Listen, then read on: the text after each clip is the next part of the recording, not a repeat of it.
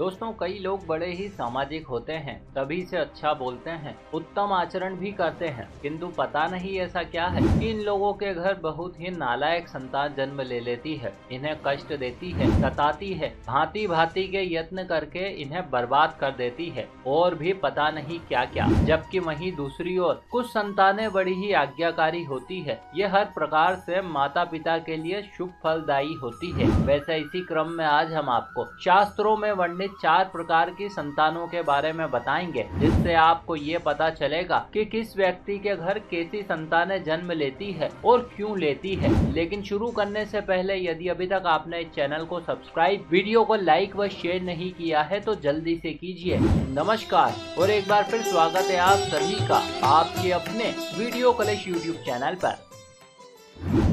दोस्तों, कई बार ऐसी परिस्थितियां निर्मित हो जाती है जब हमें उधार लेना पड़ता है। लेकिन दोस्तों, उधारी के भी कुछ नियम है। जब कोई व्यक्ति हमें उधार देता है तो निश्चित ही इस आस में देता है कि हम समय आने पर उसे उसका धन लौटा देंगे, जो कि सर्वथा उचित भी है। किंतु सभी लोग एक जैसे नहीं होते। कुछ लोग दुष्ट प्रवृत्ति के होते हैं। ये उधार लेते समय तो ले लेते हैं, उस धन से अपना काम भी बना लेते हैं, लेकिन जब लौटाने की बारी आती है तो हाथ खड़े कर देते हैं और ऐसा कहकर पल्ला झाड़ देते हैं कि हमारे पास तो पैसे ही नहीं है, जो तुमसे बन पड़े कर लो। फिर ऐसे में उक्त के पास कोई रास्ता नहीं बचता। वो लड़ता झगड़ता है, रोता है या दूसरों के आगे अपना दुखड़ा सुनाता है, किंतु कहीं से भी उसे कोई मदद नहीं मिलती और फिर अंत में वो हार मानकर कोसते कोसते ऐसे ही मर जाता है। लेकिन दोस्तों, शास्त्र कहते हैं कि शरीर छोड़ते समय आत्मा जो संकल्प करती है, जिसे याद करती है, उसी के आधार पर उसे जन्म मिलता है। इस संबंध में जगत पिता देवादिदेव महादेव कहते हैं, अंतमति सो गति, अर्थात अंत समय में जो हमारी मति यानी कि बुद्धि में होता है,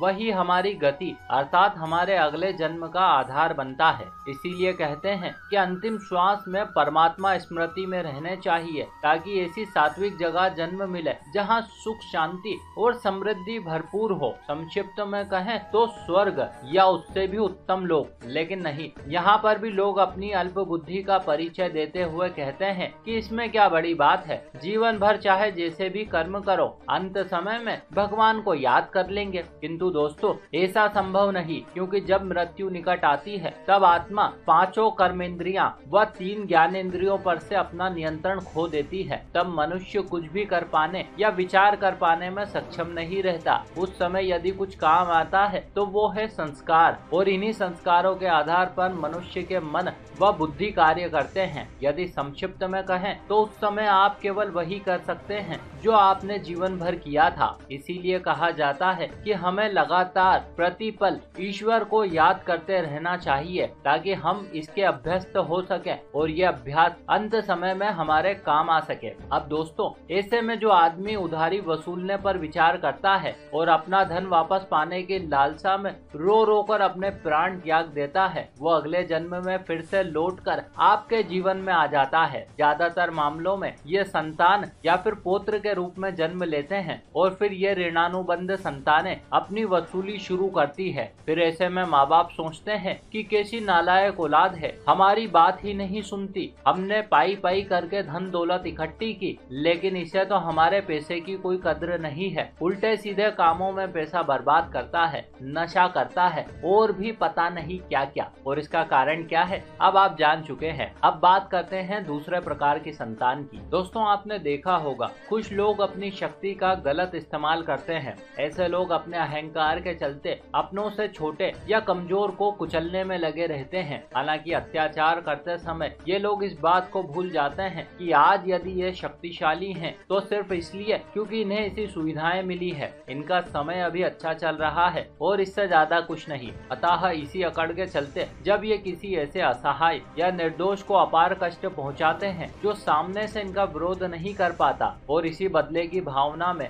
एक दिन वो अपने प्राण त्याग देता है, तो फिर यही व्यक्ति अगले जन्म में संतान के रूप में इनके घर जन्म ले लेता है और पूर्व में अपने साथ हुए अत्याचारों का बदला भी लेता है। शास्त्रों में इन्हें शत्रु संतान कहा गया है। इसके अंतर्गत ये भांति भांति से अपने परिजनों को कष्ट पहुंचाते हैं। ऐसे में परिजनों के पास अपनी संतानों के आगे हाथ जोड़ने या गिड़गिड़ाने के अलावा कोई और रास्ता नहीं बचता। फिर जब इनका बदला पूरा हो जाता है, जब ये अपने परिजनों को पूरी तरह से बर्बाद कर देते हैं, तब जाकर इन्हें संतुष्टि मिलती है। इसीलिए कहते हैं कि हमें कभी किसी कमजोर को सताना नहीं चाहिए। अब बात करते हैं अगली संतान की। दोस्तों, जब कोई व्यक्ति अपनी जिम्मेदारी नहीं निभाता, वो अपने कर्तव्यों का निर्वाह नहीं करता। कहने का अर्थ ये है कि आज आपको जिनकी जिम्मेदारी उठानी है लेकिन आप उन्हें सहायता नहीं करते, तो अगली बार ये लोग अपना बदला लेने के लिए आपके घर संतान के रूप में जन्म ले लेते हैं। लेकिन ये बदला भी अलग ढंग से लेते हैं। ये ना तो आपका विरोध करते हैं और ना ही आपकी सहायता करते हैं, अपितु इन सब के विपरीत ये हर हाल में आपके प्रति उदासीन बने रहते हैं। आमतौर पर ऐसी संतानें शादी के बाद अपने माता पिता से अलग हो जाती है। फिर भले ही आप लाख कोशिशें करें, इन्हें अपना दुखड़ा सुनाएं, लेकिन ये किसी भी हाल में आपकी सहायता के लिए आगे नहीं आते। शास्त्रों में ऐसी संतानों को उदासीन संतान कहा गया है। अतः ये बहुत ही जरूरी है कि आप अपने परिजन अथवा अपने आश्रितों के प्रति अपने कर्तव्यों का पूरी निष्ठा के साथ पालन करें, ताकि आगे चलकर आपको ऐसी समस्याओं का सामना ना करना पड़े। अब बात करते हैं अंतिम संतान की। दोस्तों, जब कोई व्यक्ति धर्म का पालन करते हुए अपना जीवन जीता है, बिना किसी को कष्ट पहुंचाए अपने कर्तव्यों का निर्वाह करता है, दूसरों की सहायता करता है, तो ऐसे उत्तम चरित्रवान व्यक्ति के घर आज्ञाकारी संतान जन्म लेती है। शास्त्रों में ऐसी संतान को सेवक संतान कहा गया है। ये संतान अपने माता पिता की खूब सेवा करती है। कहते हैं सेवक संतान अपने कुल की 7 पीढ़ियों तक को तार देती है। संसार के सभी माता पिता इसी प्रकार की संतान की कामना करते हैं। तो दोस्तों, अब आप जान ही गए होंगे कि संतान का अपने माता पिता के प्रति अच्छा या बुरा आचरण उनके द्वारा पूर्व में किए गए कर्मों के आधार पर निर्भर करता है। यदि आप में से कोई ऐसा चाहता है कि आपकी संतान भी आगे चलकर आपका सहारा बने, तो बेहतर होगा कि आज से ही आप पूरी निष्ठा के साथ अपने माता पिता अथवा बड़े बुजुर्गों की सच्चे मन से सेवा व सम्मान करना शुरू कर दीजिए। निश्चित ही आगे चलकर